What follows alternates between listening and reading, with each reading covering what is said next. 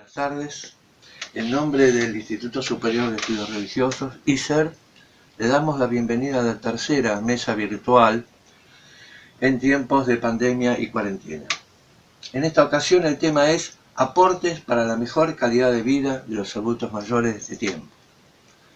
Sabemos que son justamente los mayores quienes sufren más esta situación por ser personas de riesgo, por sentirse a veces discriminados en la atención sanitaria o en los controles, por el aislamiento y también por cierta desatención de sus necesidades y muy especialmente como ancianos residentes en los centros geriátricos.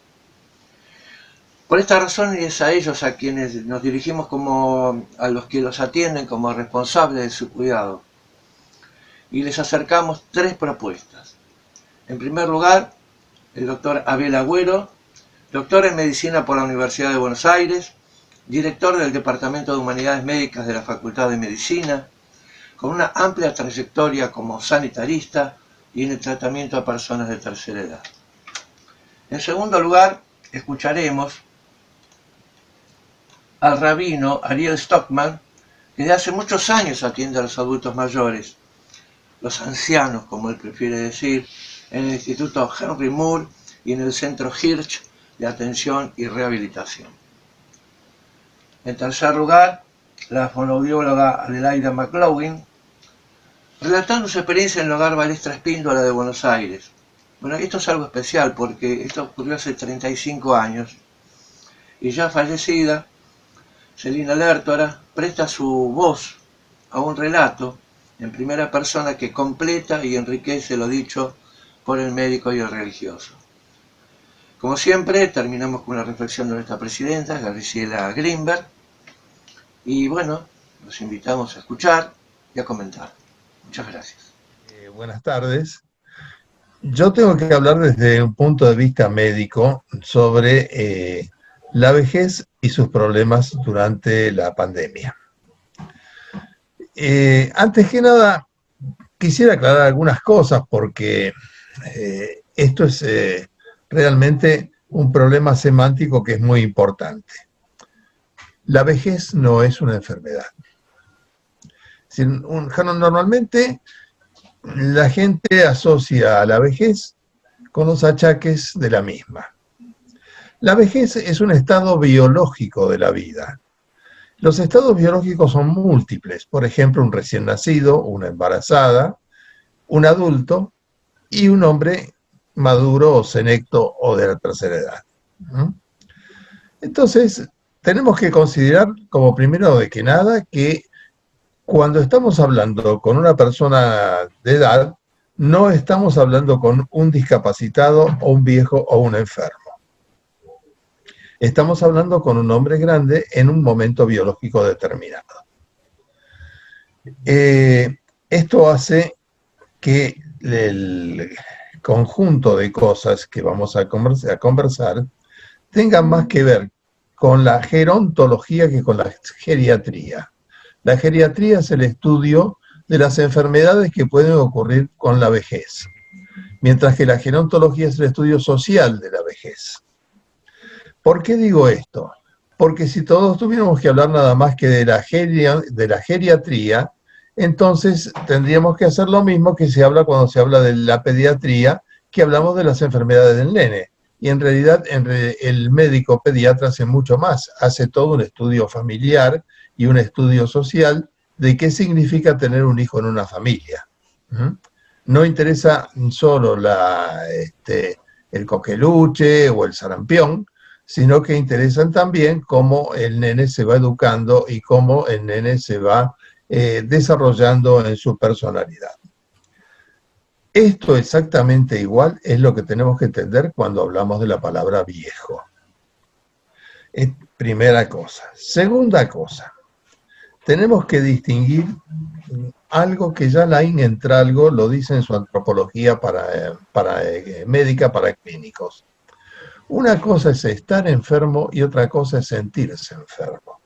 Bien, por analogía, yo diría, una cosa es ser un hombre senecto o una persona senecta, un hombre o una mujer, y otra cosa es sentirse un viejo. Estas son dos situaciones completamente distintas. Nosotros podemos encontrarnos gente de edad que no se siente vieja, sino que reconoce que es una persona senecta y que tiene algunas condiciones que son debidas a su momento biológico actual. No poder agacharse con tanta facilidad, haber perdido un poco de fuerza, pero de ninguna manera dejan de ser una individualidad completamente precisa. Y hay otras personas que se refugian en un estado depresivo y se declaran viejos. Tercera cosa, la definición de cualquier enfermedad y de cualquier estado biológico no es un problema médico, es un problema social. Si yo cayera con 50 años de médico en paracaídas y con un enorme botiquín a una tribu de pigmeos, lo más probable es que termine en la olla. Si el médico brujo pigmeo cae en el Central Park con sus amuletos, lo más probable es que termine en la cárcel. ¿Por qué? Porque la medicina y las enfermedades están determinadas por el entorno social. Es decir, que acá tenemos que tener en cuenta la personalidad con la que vamos a hablar o con la que vamos a tratar, el entorno social y el entorno, sobre todo, familiar. La vejez, en nuestro caso, está determinada en la Argentina normalmente por una cifra, que es la de nuestro nacimiento. Y hay viejos. Además, tenemos que entender también que una de las cosas fundamentales para que el anciano, el viejo, el senecto mantenga su dignidad es justamente la posibilidad de que mantenga una personalidad completa. Yo les voy a decir a ustedes que hagan un ejercicio mental. Les voy a dar 3 segundos. Dibujen mentalmente, cierren los ojos como yo y dibujen mentalmente un chico, una botella y una silla. ¿Qué tienen de parecido esos 3 dibujos que ustedes han hecho? Los 3 están parados. Seguramente nadie dibujó una botella volcada, una silla caída o un chico patas para arriba. ¿Qué significa? Significa que existe en nuestro ser interno, en nuestra interioridad, en nuestro esquema personal, la idea de que nosotros somos verticales y que nosotros somos individuos que estamos organizados de una determinada manera. Esto es, por ejemplo, lo que hace que el psicoanalista coloque en horizontal a una persona porque le ataca la personalidad para que puedan salir las ideas del inconsciente más fácilmente.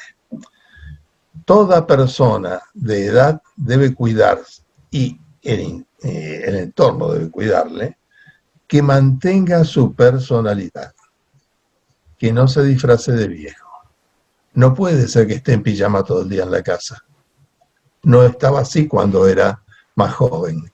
Si tiene dientes postizos, tiene que colocárselos. Si tiene anteojos, tiene que colocárselos. Y si no está impedido de deambular, debe estar deambulando y parado y sentado como corresponde. Entonces vamos manteniendo una personalidad. Bueno, fuera de esto, entonces ya tenemos 2 o 3 cosas que diferenciar. Cuando nosotros hablamos de cómo acompañar a una persona, le hablamos de acompañarla de 2 maneras.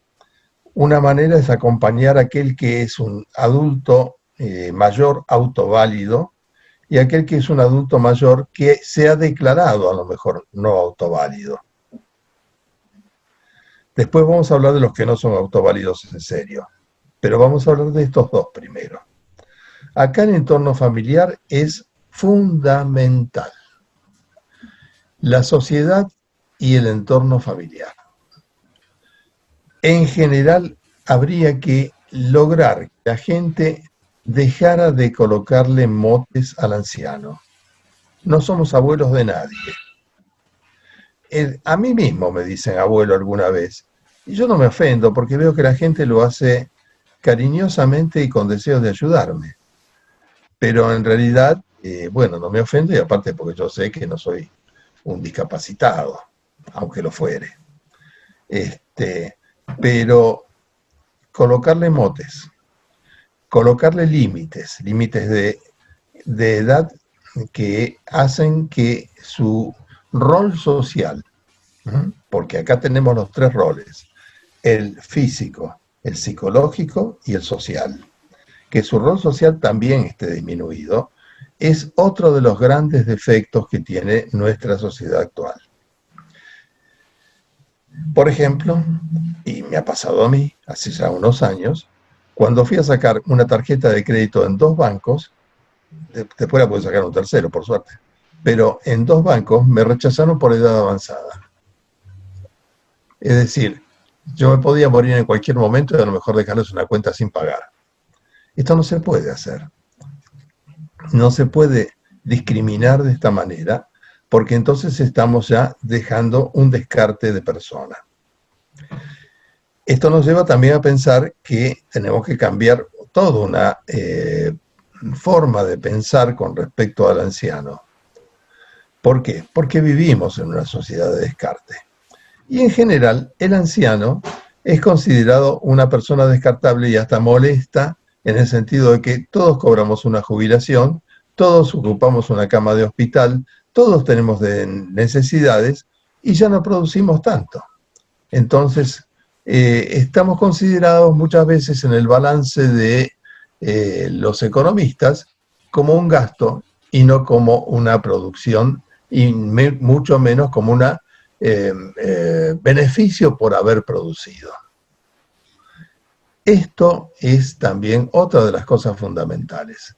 El anciano debe ser considerado en este sentido. Es cierto, a lo mejor consumimos menos.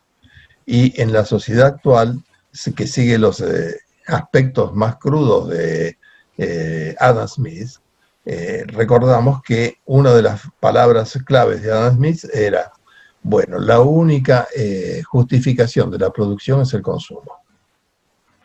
Nosotros consumimos, salvo remedios, menos en todo. Otra de las cosas que los ancianos tienen habitualmente es que no se aglutinan en defensa de sus derechos. Estamos en una sociedad en la cual el Estado ha hecho a la sociedad y no la sociedad al Estado, como por ejemplo en Estados Unidos. Entonces todos estamos esperando que el Estado nos dé cosas y no nos aglutinamos en defensa de las mismas. Esto también hay que tratar de revertirlo. Pero cuando tenemos un anciano que tiene todos estos problemas y los resuelve bien porque es todavía un auto válido, lo que sí desde el punto de vista geriátrico hay que cuidar es que no tenga accidentes o problemas desde psicológicos a físicos muy importantes. Todos nosotros estamos bien, pero estamos en el 100% de nuestra capacidad. Estamos por eso utilizando todo lo que podemos. Cuando tenemos algún defecto o alguna cuestión que nos afecte, vamos indefectiblemente a tener una disminución importante. Un maestro mío lo decía muy gráficamente: Churchill es el primer ministro de Inglaterra, pero si a Churchill lo agarra un camión y le rompe la cadera, cuando lo vean en el hospital va a ser un pobre viejo con la cadera rota, porque está al límite de sus posibilidades. El otro anciano, el anciano que se ha declarado viejo, es por el contrario un anciano generalmente bastante egoísta. Solo piensa en él y piensa en su futuro que no existe, añora su pasado y reclama mucha atención. Es aquí donde tenemos que ver cómo reacciona la familia. En general, la familia reacciona de tres maneras. Si es una familia normal, reacciona normalmente con un trato bueno, pero no excesivo. Pero En nuestra mentalidad latina, lo que yo he visto durante tantos años es que las reacciones son de dos tipos. O bien, se niega que el padre o la madre esté enfermo o esté deprimido o esté decaído o esté viejo. Entonces se le siguen tirando todos los problemas encima como si esto no ocurriera. Entonces vienen y le cuentan, mamá, me quiero separar de mi mujer, no doy más. Mamá, me he hecho un mal negocio. El anciano ya no está para recibir esas cosas. En general, sobre todo cuando es un anciano que ya se ha declarado viejo. Y el otro tema es aquel que al ver a su padre así, o a su madre, se irrita y entonces le grita permanentemente. El gritarlo y el disminuirlo hace que la personalidad de este hombre, que ya está desintegrándose por su idea de que está viejo y que la muerte le acecha y que ya no da más y que no puede y que se autolimita, termina de disminuirlo y destruirlo por completo. O sea, el papel de la familia acá es fundamental.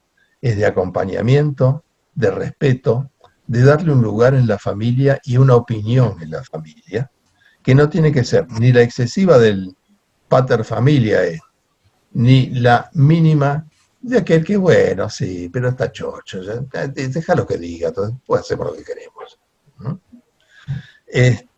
Son esas cosas las que posibilitan que el acompañamiento sea un acompañamiento normal y natural. Mucho más habría que decir, pero bueno, esto es un pequeño resumen. Termino con el anciano institucionalizado, el que está en un geriátrico. El anciano institucionalizado es el que más necesita que se le respete como ser humano. No hay que tutearlo. Sigue siendo un señor o una señora. No hay que tratarlo como un bebé, aun cuando se defeque encima. Hay que tratar de que esté lo mejor posible, salvo que haya ya sufrido lo que también Laín Entralgo dice en su Antropología Médica para Clínicos, una muerte biológica, una muerte, biográfica. ¿Qué es una muerte biográfica? Es aquel estado de demencia en el cual uno ya no sabe quién es. Su biografía ha muerto. Entonces allí lo único que hay que hacer es, como a un nene, tratar de darle las cosas que le gustan, tratar de que esté lo más cómodo posible y no pedirle nada más. Porque lo único que va a lograr este hombre de tener alguna satisfacción es que si le gustan los dulces le den una mermelada. Y se la va a comer entera. Y bueno, a lo mejor no es lo mejor para su economía médica, pero sí es lo mejor para su vida, porque la vida no es solo una cuestión de cantidad, sino también una cuestión de calidad. En el resto, el anciano no debe ser discriminado. Si quiere unirse a otros ancianos en un grupo de jubilados, bienvenido sea.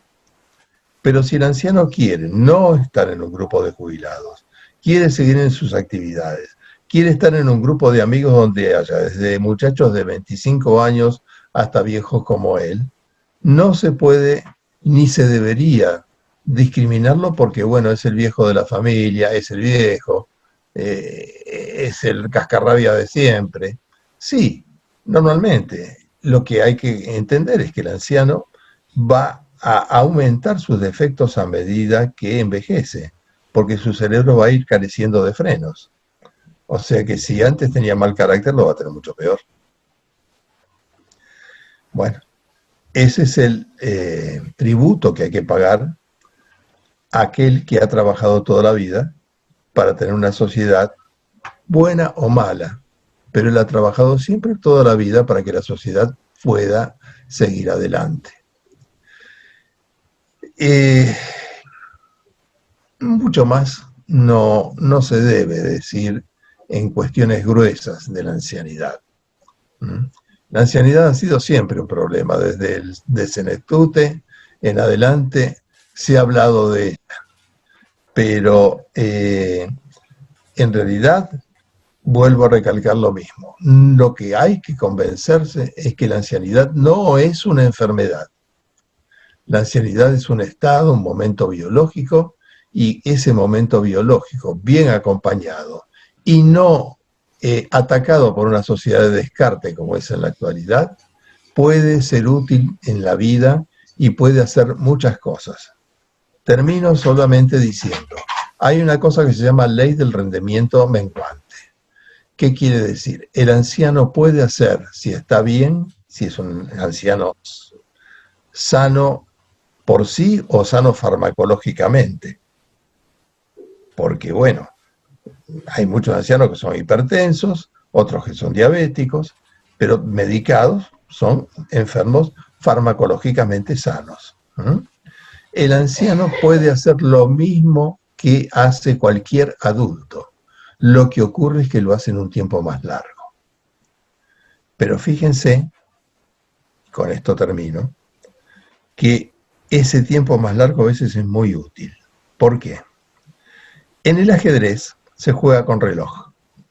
Ustedes se han dado cuenta que los ajedrecistas se retiran bastante jóvenes. ¿Por qué se retiran tan jóvenes? Porque ya no les da el tiempo, no les da la cabeza para pensar tan rápido las jugadas como los exigen los relojes del ajedrez. Pero ese mismo tipo que se retira pasa a ser un analista. Y cuando el más joven tiene una partida interrumpida, confía en su analista, que es el que ha leído más, el que recuerda más partidas y el que tiene más experiencia para que lo aconseje de cómo sería la partida mañana. Eso es la ley del rendimiento creciente, menguante, que sin embargo valoriza en cierto modo la experiencia de algunos sobre la rapidez mental de otros. Bueno, a mí me dijeron 20 minutos y creo que los he cumplido. Muchas gracias. Espiritualidad para ancianos. Sugiero utilizar la palabra anciano en lugar de tercera edad, dado que no sabemos ni siquiera cuál es la segunda. En cambio, anciano se ha utilizado desde tiempos bíblicos como sinónimo de sabiduría, y entiendo que la mayoría tenemos, dado que formo parte, conocimientos para compartir, por haber sido beneficiados por Dios con años de vida. Además, considero que la espiritualidad es para todos. Aprender a valorar el inmenso regalo inmerecido que Dios nos hace cada día, la vida, y ayudarle a cuidarla para lograr una buena salud. Ambos valores importantísimos. Aprender a no sentirnos solos, dado que cada uno de nosotros, los seres humanos, somos valiosos, únicos e irrepetibles, y siempre acompañados por Dios. Aprender a hablar con Él cada día, agradecerle por todo lo que cotidianamente nos da, como así también contarle nuestras necesidades. Aprender que Dios no es emergencias que llamamos solamente cuando tenemos alguna necesidad. Aprender a mirar la naturaleza, creación de Dios, que nos enseña a disfrutar de todo lo existente y aprender. Miremos y escuchemos hacia adentro de cada uno de nosotros. En las profundidades de nuestro espíritu está Dios esperándonos, y Él nos habla en el silencio. La espiritualidad es aquello que diferencia al hombre de las formas inferiores de vida. La espiritualidad judía habla de Dios de amor, el eterno que cuida y ama a todo ser humano. En el Salmo 145, versículo 18 dice: cerca está Dios de los que le invoquen, de todos los que le invocan de verdad. Espiritual es diferente a religioso. Religioso es aquel que cumple con todas las leyes rituales. Espiritual es aquel que se encuentra consigo mismo y con Dios. Las formas inferiores de vida se caracterizan por dos impulsos instintivos: el instinto de conservación y la satisfacción de los propios deseos. En Génesis capítulo 2, versículo 7 dice: y Él, Dios, sopló en sus narices un alma de espíritu viviente. Así se describe la creación del humano, un alma originada en el mismo aliento de Dios y por consiguiente de naturaleza divina, y dado que fue creado un solo humano, es valioso, único e irrepetible.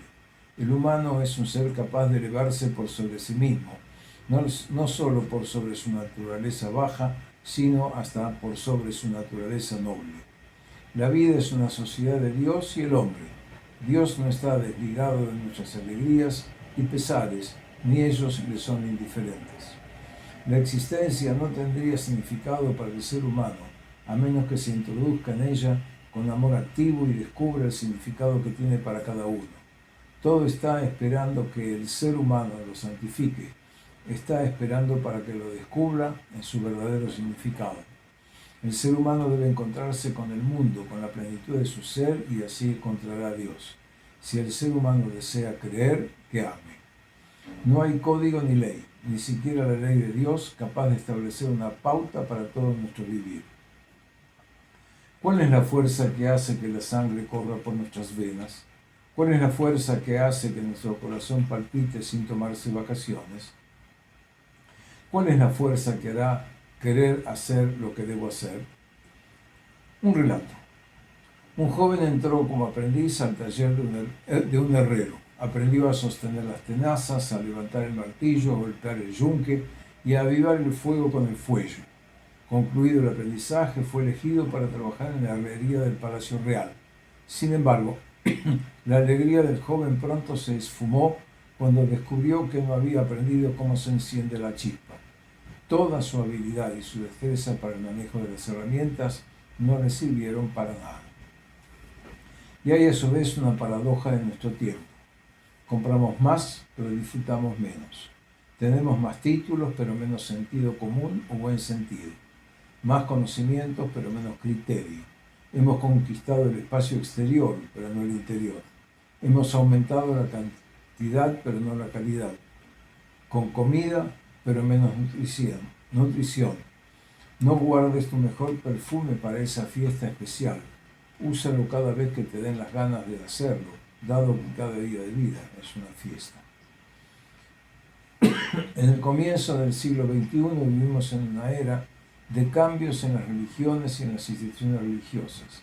Viejas formas han perdido su vitalidad. El judaísmo, revitalizado, debe ofrecer una fuerza vibrante, una vida plena de conceptos filosóficos, un conjunto de creencias y métodos y formas de vida para que los seres humanos vivamos vidas plenas de sentido.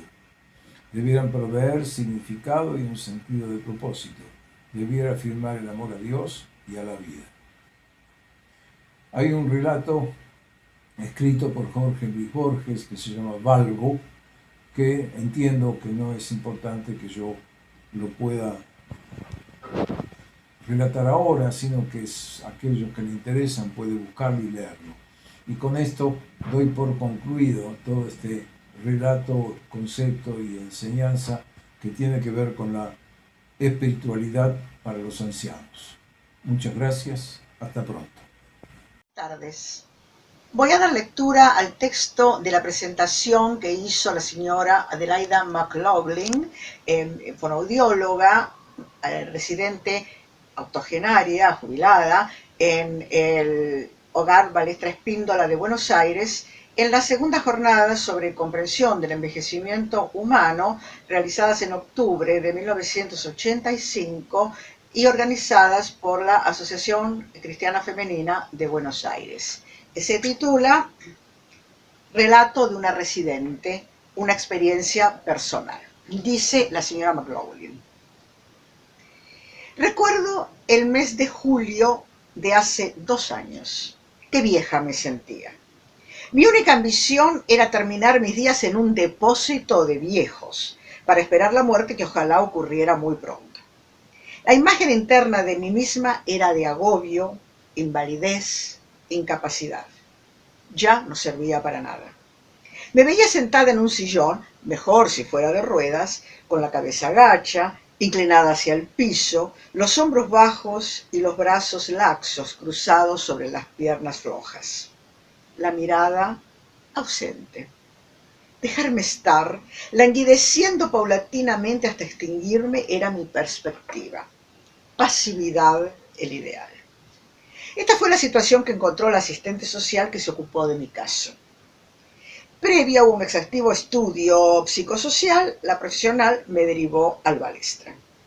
Me advirtieron que ese hogar no era un depósito, no había problema. Ya me encargaría de transformarlo en lo que necesitaba. Fui a conocer el asilo. Quedé sorprendida por la cordialidad con que me recibieron. Me identificaron inmediatamente. Adelaida. Qué sorpresa tuve. Parecía que me conocían de siempre. Ya sabían que la compañera de pieza congeniaría conmigo. Me mostraron todo el hogar. La bien provista biblioteca, el taller, el salón verde con el diario del día, como en los hoteles. Había una cocina, ahora la llamo matero, habilitada día y noche para prepararnos los alimentos extras que se nos antojaran. Me mostraron varias habitaciones y me gustó saber que se podían arreglar según el gusto personal. Me explicaron que los horarios de las comidas estaban establecidos, pero que previa comunicación a la celadora se podía faltar a ellos. Haría habilitar para las salidas y entradas al establecimiento. Reflexioné. Aquí hay libertad, flexibilidad. A continuación me impactó una cartelera, especie de diario mural. Allí colocábamos las novedades y estaban las fechas de cumpleaños del mes. Más aún me sorprendió el cuadro donde figuraban los horarios de las actividades recreativo-culturales que estaban en exhibición. Gimnasia médica, taller de manualidades, coro, psicología socializadora, enseñanza de folclore, de flores artificiales, gimnasia energética y otras actividades. ¿Comenzaba a tambalearse mi esquema? Veremos. La habitación que me designaron, situada en un poco poblado y modesto subsuelo, es luminosa y amplia. Sorprendentemente, por tratarse de un subsuelo, 2 amplias ventanas dan al parque de árboles añosos. Me instalo tal como lo había previsto. Hay gran afinidad con la compañera de pieza, inmediatamente siento cariño y pertenencia por mi habitación. Con Julia, mi compañera, nos dedicamos a decorarla. Pusimos nuestras macetas con plantitas en las ventanas. Luego nos adueñamos de un pedacito de parque. Sacamos yuyos, removimos tierra, plantamos y sembramos con entusiasmo. Pronto nos sentimos orgullosas de nuestro jardincito. Para continuar con esto del jardín, se hacía urgente hacer ajustes en mi carrocería. Fue para eso que comencé el tratamiento fisioterapéutico que me habían prescrito anteriormente, pero que, por razones obvias, hasta entonces me había resistido a cumplir. Mientras me hacían las aplicaciones, manteníamos interesantes charlas terapéuticas con la kinesióloga. Gracias a ello consentí en ingresar al grupo de gimnasia que coordinaba la misma terapeuta. Me sentí muy cómoda y fue saludable. Luego, tímidamente, comencé a participar del taller de manualidades. Pronto estuve embalada con eso de las manualidades. Hicimos cosas muy lindas. Hasta participamos en una exposición que se realizó a fin de año en la Galería Pacífico. También garabateé en dibujo y pintura. Salieron unos vistosos cuadritos para la habitación. Comencé a interesarme por las flores de papel. El curso había empezado varios meses atrás. Yo no sería capaz de hacer cosas tan lindas. Mis pobres dedos torpes tenían ganas de hacer flores, pero tenían vergüenza. Elina, la profesora, con su santa paciencia, logró que se hicieran hábiles en el manejo de los elementos, mientras que Delia, una compañera adelantada del curso, me tomó bajo su tutela, haciendo por mí las partes difíciles de cada flor. ¡Qué grupo gratificante se formó en el curso de flores! ¡Qué buenas amigas hicimos! La amistad continúa y las flores adornan aún la casa de parientes y amigos que las elogiaron. Después de la experiencia de las flores me sentí capaz y dispuesta a iniciar otras actividades siempre que el tiempo me lo permitiera, pues ya tenía casi todos los horarios bien ocupados. Ingresé al grupo de gimnasia energética de los lunes. Aún sigo gustosa allí. Luego me alentaron para concurrir a un taller literario fuera del hogar. Fue exitoso también. Cuando digo me alentaron, sin especificar quién, es porque en el Balestra se observa tal espíritu de cuerpo que dirección, servicio social, personal médico, paramédico, técnicos, así como todo el otro personal, están consustanciados con la problemática de cada una de las residentes y se hace difícil separar roles. Intercalando con esta ya nutrida actividad, concurría también a los frecuentes paseos de todo o mediodía que patrocina el hogar para residentes o el centro de actividades para residentes y socias. Visitamos museos, lugares históricos, establecimientos fabriles, lugares turísticos cercanos y otros. Así me sorprende el mes de septiembre. En el cerco que rodea la manzana del hogar florecen las coronas de novia. Es un espectáculo que moviliza las fibras más íntimas. Siento la necesidad, parodiando una composición escolar, de describir el ambiente, el canto de los pájaros al amanecer y al anochecer, y ese efluvio especial de la primavera que se avecina, inundando nuestra habitación, haciéndonos sentir la presencia de Dios. Llegó el 21 de septiembre, la fiesta de la primavera. Nos sirven un almuerzo especial, hay regalos de flores, se realiza un baile denominado graciosamente baile popular. Residentes y personal nos divertimos muchísimo, fue lindo. Abruptamente los tiros del parque se cubren de hojas frescas y lozanas, proponiéndonos una acogedora sombra para sabrosas mateadas con las compañeras. Luego, la eclosión de las flores de tilo que embriagan con su perfume, trayendo dulces remembranzas. A estas sensaciones se suman las de disfrutar el bronceado adquirido en las largas asoleadas del parque. Se acerca fin de año. Todo se anima, gran actividad. Entre todas preparamos los regalitos, casi siempre manualidades. Nadie deja de colaborar. Las menos hábiles, coordinadas por la laborterapeuta, realizan las tareas menores y adornan con vistosos moños los paquetes de regalo. Termina el año con una gran fiesta en la que participan también familiares y amigos de los residentes. Para todos hubo un regalito. Después de tanta actividad, 10 días en Chapatmalal, previo al baile de disfraz para carnaval, en que por primera vez en mi vida me animo a disfrazarme y obtengo el segundo premio en el concurso. Ahora estoy viva. Quiero hacer algo. Con esa nueva actitud, asumo el cargo de secretaria en la comisión del Rincón de las Abuelas. Desempeño gustosamente la nueva actividad de secretaria. Sin embargo, parecería que como mimetizada con el estilo del Balestra, cumplo en esa comisión varios roles. Entre ellos el de participar en la subcomisión de recreación. El centro administra interesantísimas actividades que nos mantienen activas y actualizadas en materia de espectáculos teatrales y hechos culturales en general. En este momento no me extiendo en la descripción del centro porque quiero contarles mis vivencias con motivo de la integración con el grupo humano que vive fuera del hogar. A través de la participación en las diferentes actividades del centro, me relacioné con gente muy querible. Con algunos tenemos ya una sólida amistad. Con otros, sus confidencias me permitieron conocer su problemática y establecer comparaciones. Alguna amiga del centro, luego de hablarme de su soledad, manifestó: cuando yo reúna las condiciones, trataré de vivir como vos. Por supuesto, yo no creo que el Balestra u otros establecimientos similares sean la solución para todos los viejos. De lo que estoy convencida es que el análisis de mi caso, que, no me cabe la menor duda, fue una muy positiva rehabilitación, ayudará a comprender el envejecimiento humano. Hoy, 26 de octubre de 1985, ya quedaron atrás la primera y segunda etapas de mi vida. La cronología no me preocupa. He asumido esta tercera etapa. Vivo intensamente el aquí ahora. Tengo necesidad de hacer por otros lo que el Balestra hizo por mí. Quiero ayudar a otros ancianos a que se ayuden a sí mismos y me propongo enseñar a los chicos el vivir en salud para que aprendan a envejecer armónicamente. Tengo proyectos. Son factibles. Necesitaré el apoyo de ustedes. Nos vemos en las terceras jornadas sobre comprensión del envejecimiento humano. Gracias. Adelaida participó efectivamente en las terceras jornadas sobre comprensión del envejecimiento humano de 1987, las últimas organizadas por la Asociación Cristiana Femenina de Buenos Aires, en una mesa integrada por personas de tercera edad.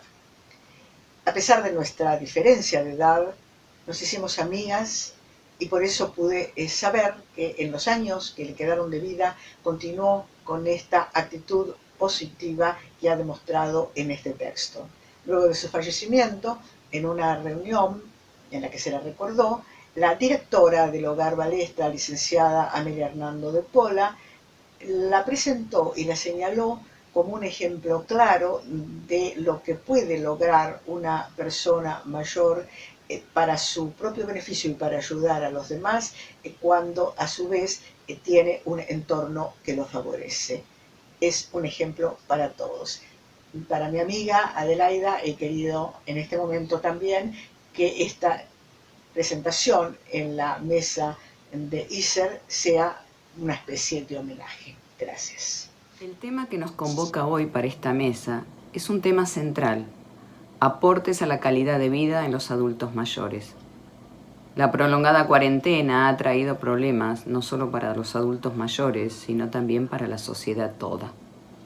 Pero hoy en esta mesa nos vamos a enfocar justamente en los adultos mayores. Hoy los seres humanos vivimos más tiempo. La vida no se acaba a los 50 o a los 60 años. Hay gente que vive 90, 100 años y muchos de ellos en su plenitud. Por lo tanto, es un gran desafío para la humanidad.